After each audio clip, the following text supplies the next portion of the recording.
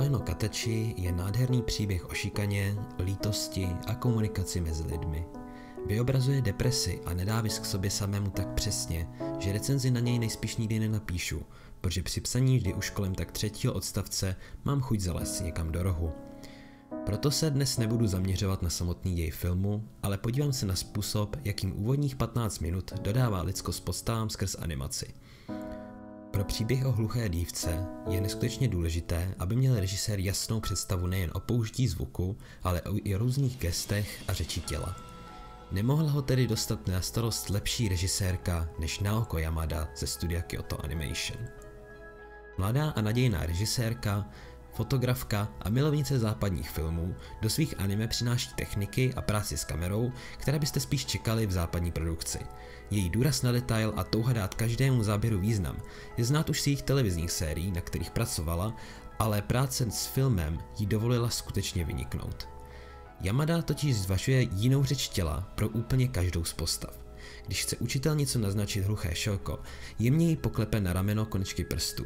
Stejné gesto opakuje i tichá Kawaii a Shoko jim také přilákává pozornost svých spolužáků, nejspíše proto, že jí je tento způsob komunikace příjemný.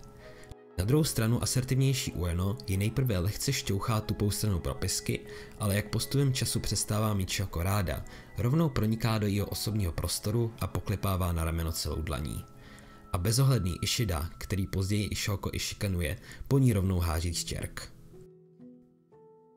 Tak jako Tarantinovi patří záběr z kufru, Yamadinou stopou jsou všudy přítomné záběry na nohy. Yamada věří, že nohy umí o osobnosti vypovědět mnohem více, než by se mohlo zdát, že lidé v nich skrývají emoce a mohou být stejnou cestou do duše jako oči.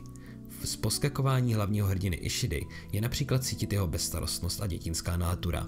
Konečky prstů mu při kroku míří ven a jsou v jasném kontrastu vůči nohám stydlivé Shoko, která je má uzavřené do sebe, a na rozdíl od Ishidy kolem ní nikdo nestojí, protože nemá žádné kamarády.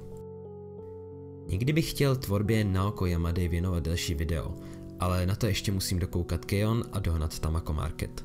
Zatím vás můžu alespoň poslat na Akikon, kde budu s Konatou v sobotu přednášet o způsobech, jak animátoři zpracovávají podobné detaily do pozadí a dodávají postavám schopnost působit jako skuteční lidé.